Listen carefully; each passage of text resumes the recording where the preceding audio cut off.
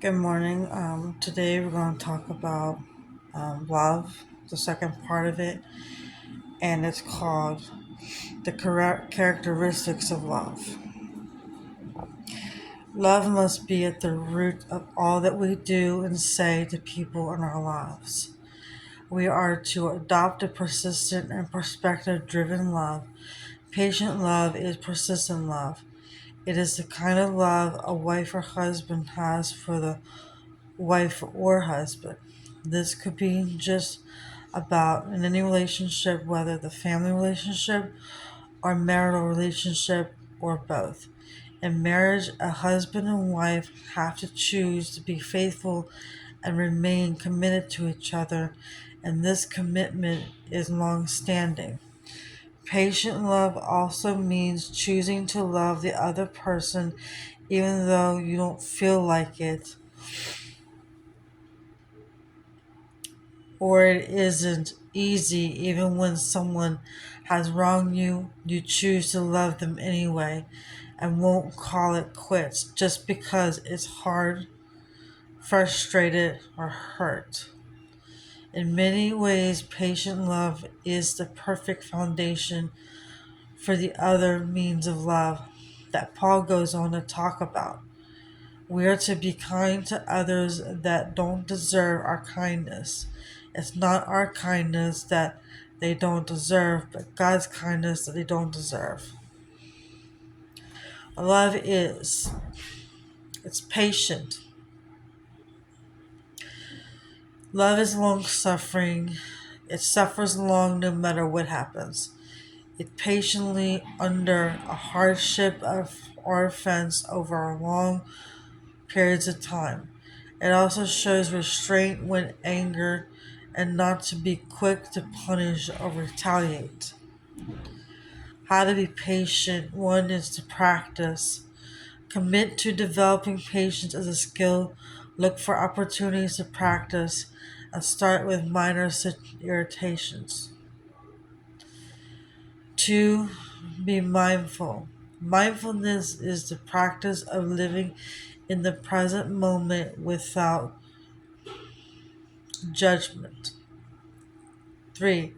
Identify triggers. Recognize and manage emotional triggers that can impact your reaction.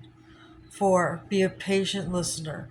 Be patient with others can improve your mental health, communication skills, and social interactions. 5. Practice gratitude.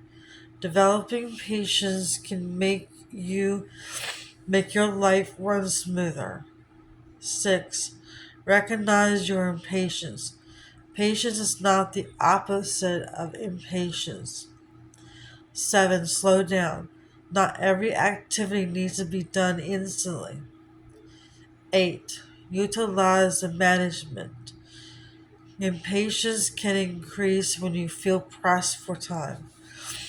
Other ways for patience is 1. Shift your perspective.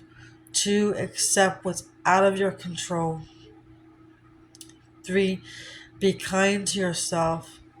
4. Remember what matters most to you. And 5. Develop a meditation practice, especially for Bible meditation. Now, kindness is different. Kindness is like love in action.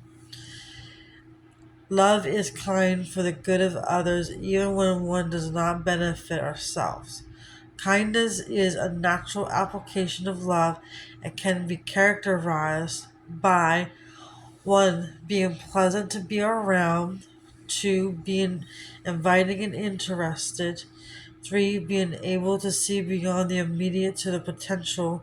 4. Going out of your way to love someone.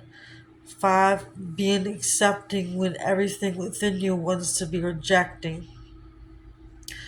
6. Being strategy for forgiveness. 7. Being authentic, caring, and concerning.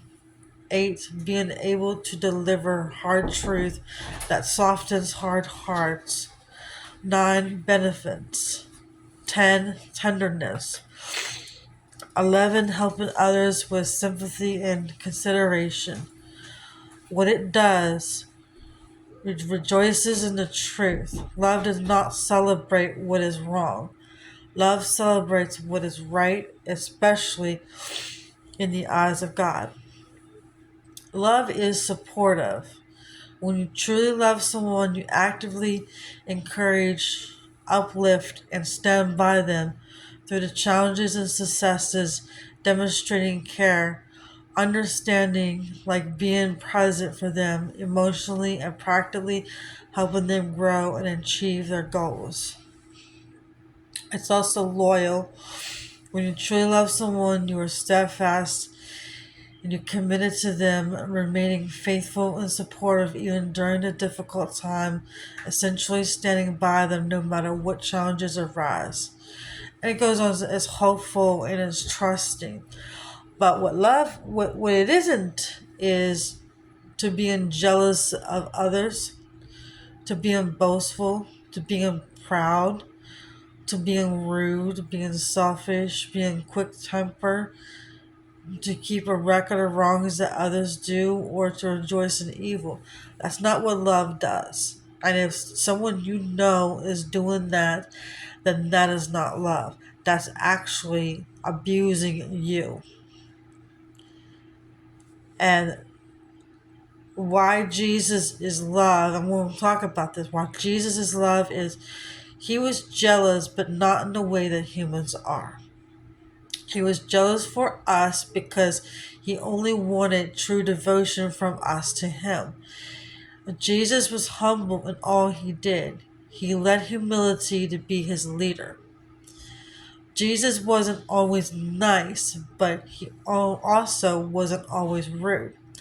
Jesus went up against the Pharisees so that he wouldn't let them rule him. They were filled with selfishness and corruption and uncleanness.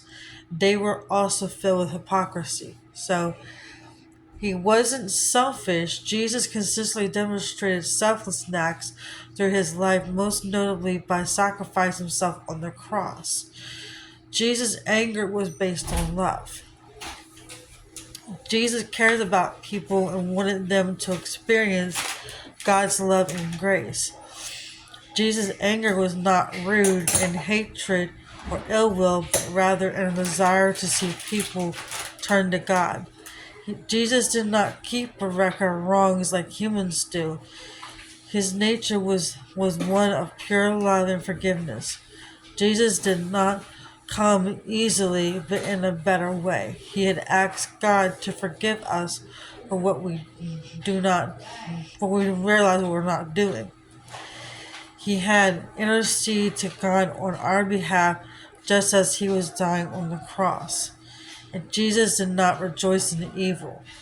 So these are the things we gotta understand. And now because we're running out of time, but to know Jesus was all of this. Thank you for joining me.